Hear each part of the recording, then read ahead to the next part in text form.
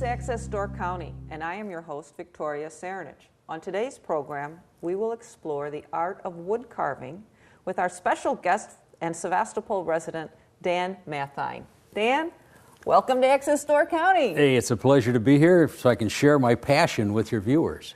Well, how long has this been your passion? Really, it's building. I have no idea what I'm going to do when I grow up, but I've been doing wood carving on and off since, I think, Boy Scout camp in the 1950s. And a matter of fact, I brought along something I carved at Boy Scout camp in the 1950s. It's a neckerchief slide. Okay. I still have it. This is what's called a primitive. Oh. And why is it called a primitive? It's pretty rough. Pretty rough, not a lot of training before you, this is all self-taught at this point. At this point at camp, yes, with a dull knife and a piece of bad 2x4. Oh, okay. But other than with the dull knife, what other kind of carving is there now? Oh, it runs the gamut from chainsaw carving. If you want to see some good chainsaw carving, go up to the log den up on Highway 42. Mm-hmm. They've got good examples of chainsaw carving. There's chip carving, where you just cut out little tiny chips to decorate a box or something. There's relief carving, which most people are familiar with. There's Scandinavian flat plane carving. Oh. And I do what's called carving in the round. Okay, so you get the whole object, all sides of the object. Right. It's not just the front of it and then it's flat in the back. Okay. I do some of that too when I get lazy. Oh, well. And then you can always finish the back later, I suppose. You bet. So what you've brought many examples. If you want to start at one side, maybe tell us about them, or tell us about the wood you use, or how is it special? I mean, do you use pine, or what do you? Different carvers prefer different kinds of wood. I love to carve in pine because it smells so good. Mm. Same with cedar. Basswood is a very popular carving wood. This unpainted fellow here is out of cedar. Okay. Came off the base shore where a friend of mine cut down a tree and said, haul that thing away, so I made some Santa Clauses out of it. This one's out of pine. Nope, I lied to you. Yes, it is pine. That's white pine. So you can tell the difference just by looking at it. Oh, yeah. And these birds over here, I've just started carving birds. I've only been doing it for about a month. Oh, but really these are out of an imported wood called Jelliatung.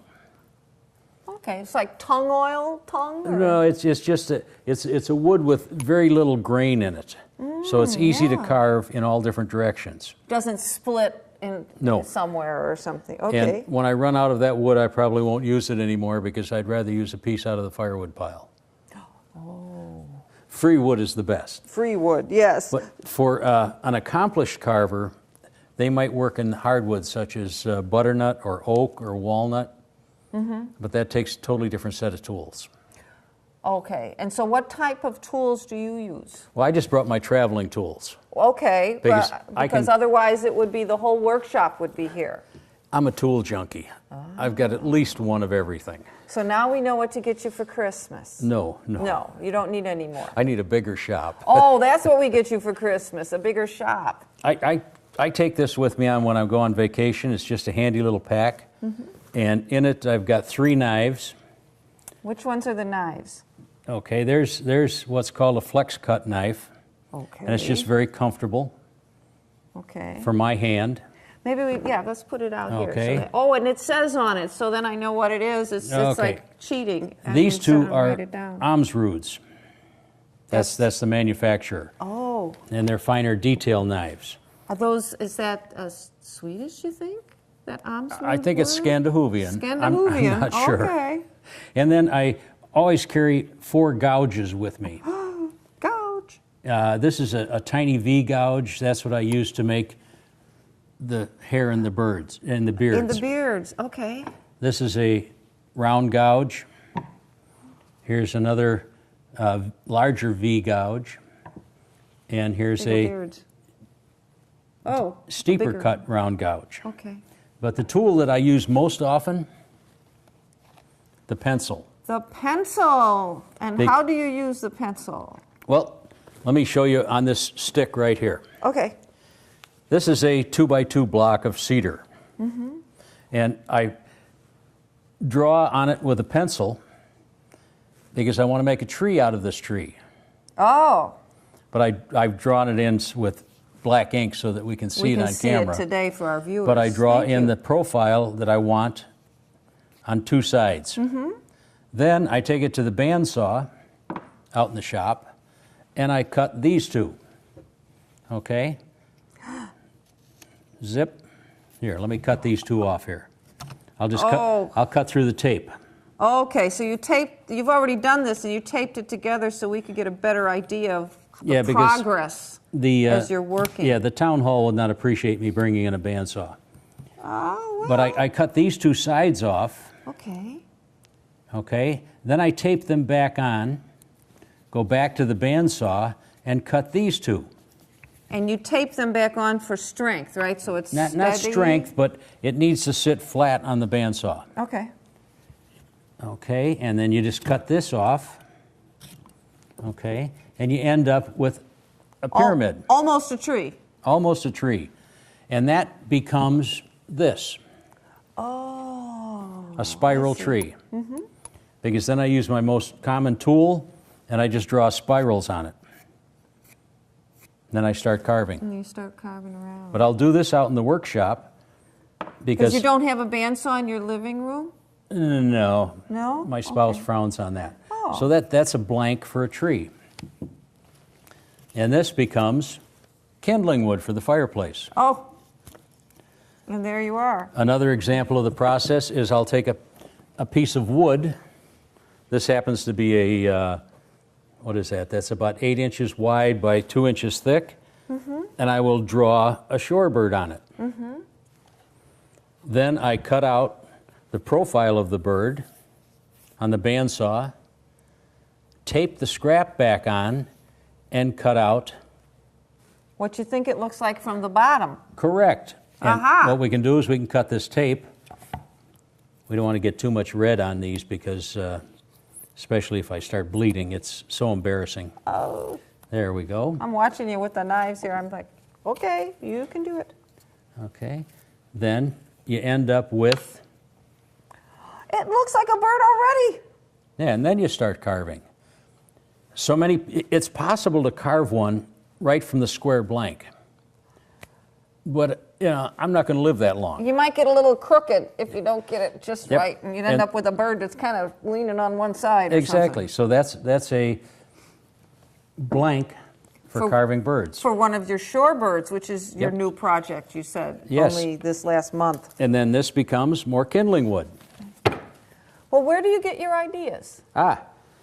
Everywhere. Oh, okay. I got an idea out of Here, this we'll put that here. most recent issue of the Peninsula Pulse. This is this is a February 21st. It's not the most recent. Okay. But it had a map of the United States on this cartoon with a little snowman on it. Oh, look, I see one. And, yep, I've been making these snowmen and giving them away for a long time with top hats. This guy has a stocking cap and a scarf. It's a new idea.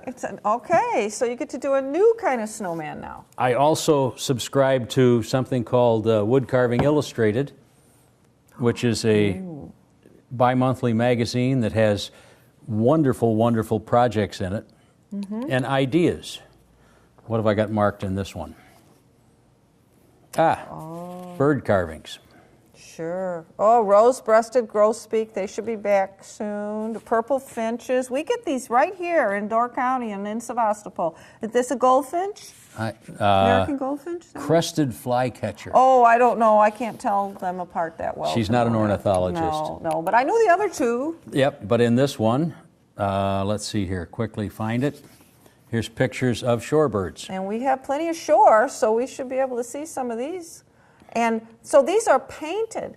Now, yeah. Tell me about your shorebirds. Are you going to do painting? I am going to do painting. It's going to be a challenge for me because for the past 60 or 70 years, I've focused on painting with a 4-inch brush and a roller. Oh. So I'm trying to teach myself how to properly paint these. Oh. The Santa Clauses I've been doing for 25 years. That's and- pretty wide spaces of the same color. Correct. Okay. But you'll notice when I paint these, the beard is a different color white Than the eyebrows. than the coat and the eyebrows. That's kind of cool. There's different colors of white.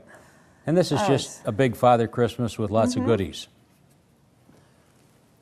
My most recent one that I painted is this little fellow carrying a sack, and Oh, he look, also has a walking he's stick. got a removable walking stick. There we go. And I just chose this color because it was there. Okay. But, you know, every one of them comes out a little bit differently. So before you paint them, though, you're carving them. And I know you said you have a unique way of keeping those. You do most of this Yep. in the bandsaw, which is in out your in the shop, yes. Okay, but you do your carving every day, you said, right? I love to carve every day. Right after breakfast, go sit down and watch the Weather Channel or Channel 5 News or something, and I carve for an hour. And you do that in the house then? Oh yeah, I do that right in the TV room, sitting on a sofa or sitting in an office chair. So you're not sitting in the fireplace so all the wood chips stay no, there? No. Let me show you how this works. Okay, you brought something else. Yep, Good. I brought the top of a Xerox box. It's really ugly, right? Okay. But this is ye old chip catcher. This way I can carve in the house, and here, let me Take one of your tools. grab a knife just so I've got something to work with. And I'll sit down on the sofa, and you know what this is? Part of blue jeans? It's the leg out of a worn out pair of Levi's, glued into the box. Oh, glued in, yep. It's a piece of store string. Put that around my neck, snug it up. It's like a little apron with a box on it. Of course, and Here, then... let's tidy you up here. You're going to get, you know. thank you, want dear. to, know. I feel so much better now. I knew you would. And then a safety glove. Like from when they do oysters. Yep, because one time I took and I shoved a gouge right in there, Oh, and there's a hole there. Yeah, well, this finger shut down for almost a year. Oh. I nicked a nerve. It didn't bleed that much, but it slowed me down. So then you take a simple stick. Did I ever tell you what they call a boomerang that won't come back? A stick? It's a stick. Okay. I guessed that one. This is a piece of scrap pine, 1 inch by 1 inch, and it's about 12 inches long. Measuring tool. Yep. And then I grab me that pencil, would you please? Oh, the other tool. My assistant. So then I just draw a line where it's halfway, and I say, where do I want the nose to be? Draw a line for the nose Okay. on the corner. Oh, because it's easier then. The human face is not flat. It's got a point. It's the biggest mistake novice carvers make. The human face is pointed, and what sticks out the furthest? Your nose. The beak. We aren't talking about my nose. So you draw a spot where you want the nose, where you want the eyes. Okay, we want a mustache and a couple of eyes here. And you just draw on Kind of it. sketch it out so you've got And then it comes out looking like this. Oh, It's going to have a hat with a beanie on top. oh, I see. So that's what I don't carve. So let's show it out this way. Show it out this way, okay. Okay. And then, Well, let's hold it just a little longer here. So we've got the eyes, and we've got the nose, and then there's the hat. yep, Okay, because then you have to turn it so you can see it if you're going to carve it. that would be best. Okay. And you'll notice that I'm only carving on half of it. That way I got something to hold on to. Oh, so you make them actually kind of longer. Two so at a that you- time. Two at a But time. One at each end. What I'll do is, first thing I'll do is I'll notch the nose, okay? Okay. Oop, I need to strop my knife. Oh, we aren't sharp enough. There we go. That's all it takes, just a little bit like that? Yeah, just take the burr off. Okay. But anyway, this is pine. If I was working with basswood, it'd be a little bit easier. But what I want to do is I want to block out the nose and the eyes. Oh. Okay. Do you need a different tool for the eyes? Yeah, I use one of those gouges. I'll But- get one for No, you. That's well, okay. The little one or the medium one? That one, yeah. That one will work. Oh, that's a tiny one. That's the tiny one. Must be this one. Okay, so to mark out the eyes, this is a V gouge. It'll work perfectly all right. I just dig out like that. Okay. Oh, I see. Oops, see what I did? I busted that off. Well, he's going to be kind of looking at you funny then. Did you ever see anybody with a perfect nose? No, Other than this one. other than yours, of But anyway, course. I've done these entirely with a knife, but the gouges It simplify already looks like a face. Okay, you work on that for a while, and then you get it to this point Oh, I see. where it's roughed in. Okay, and I have drawn on the hairline here where I want the hairline to be, so I will take this V gouge and gently redefine the face a little bit. Okay. Okay, I can see why you wear that glove, and because Oh, yeah. you're using that thumb to really support yourself while you're holding this very sharp tool. yeah, and my spouse doesn't appreciate my language when I stick one of these into my hand. But I bet she appreciates your invention because I see there are no chips on the floor. Absolutely not. It works just wonderfully. So what I'm doing is I'm defining the hairline with the grain with the gouge. Oh, Then to cut cross grain, I'll take the knife and cut his hair back here. Okay. And I just bring it up there. Okay? Okay. No chips. Do you, outside of our viewers today, do you also show other people or young people how to do this? Do you have family members that you've shown? Oh, I try. Okay. It's Sometimes they're interested, sometimes they're not. It is a delightful hobby. I favor the quiet tools because I can work anywhere. I can have a conversation with someone. Yeah. The only place I really am not allowed to carve anymore is on an airplane. Oh, yeah. They frown on you bringing sharp instruments. But I'll just take this packet and check baggage when I go on a vacation or something. Sure. You could look at your magazines and pick out what you're going to do. You bet. Anyway, there's the hairline blocked out. Oh gosh, and that makes it seem so quick, but that's only because you know what you're doing. When someone's thinking about it, it's probably more thinking than cutting. I took a class back in '94 from a guy named Gary Larson out of Minneapolis. And I said, how do you get that good? And he said, it's simple, carve 2 or 300.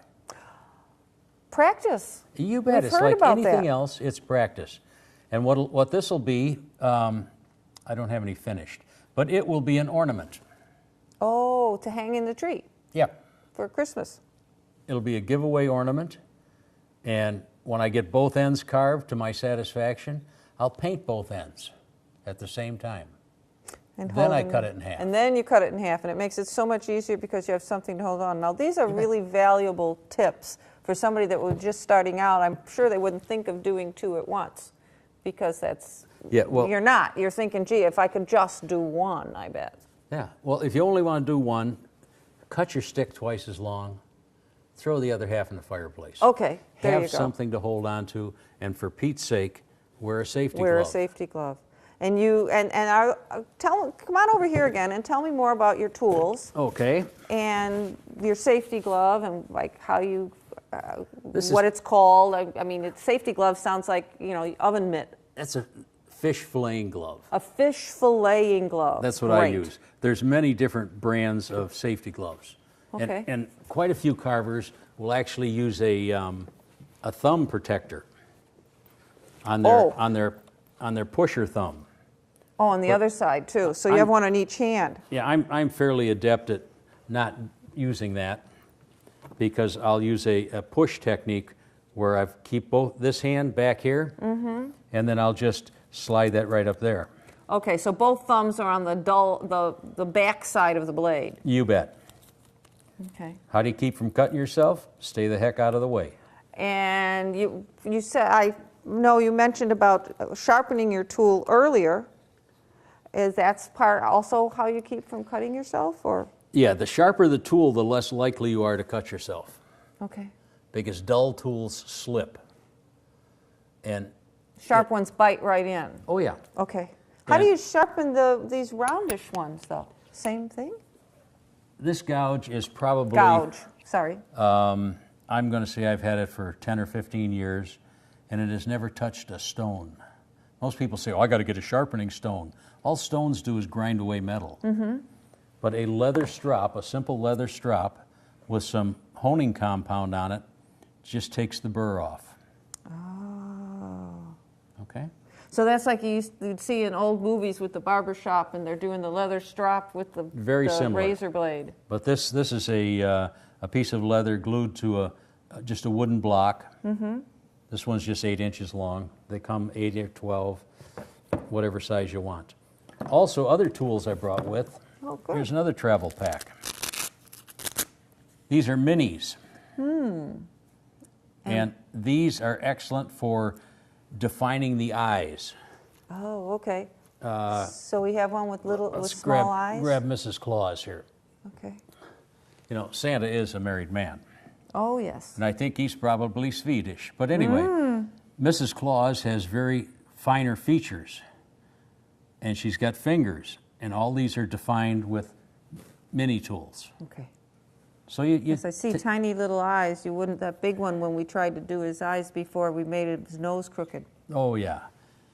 And then occasionally I'll do something whimsical, like Santa sitting in a rocking chair. Oh, He sits perfectly still, right? Till he leans back. Oh, how fun. So he's kind of interactive without batteries. Without batteries. I don't do batteries. Okay. So what do you do with, you have so many and you don't, every day you're carving something. What happens with all of your babies here? Well, I might carve 10 or 12 pieces a month. I like to keep at least that many. I do sell some through some galleries Oh, okay. and give a lot of them away at Christmas time, birthdays.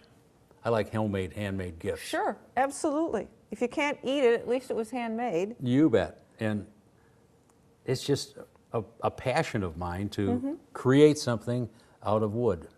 And what happens if you make a mistake? Becomes firewood. Becomes Or firewood. with a quilt.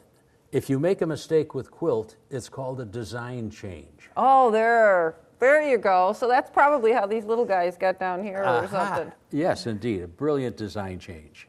Well, do you have any other things you'd like to share with our viewers about wood carving? Don't expect perfection with the first 4 or 5. Okay. First 4 or 5. Oh, my. Oh, yeah. Okay. It takes a lot of practice. These trees, they're just little spiral trees. They're simple to make.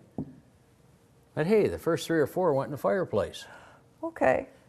Our culture has it such that we always tell people what they've done wrong. So don't show people what you do for the first few, because you want success, which breeds success. You know, you went to school, we all did. What did the report card say? It didn't say how many we got right, it said how many we got wrong. Oh. And that's backwards. With carving, you're going to make some mistakes. That's okay. Well, thank you very much for sharing that with us today, Dan. It was a treat to be here. And we agree. You have been watching Access Door County with Dan Mathein, and we've been talking about wood carving. Access Door County is carried exclusively on Sevastopol Channel 986. Thank you for watching.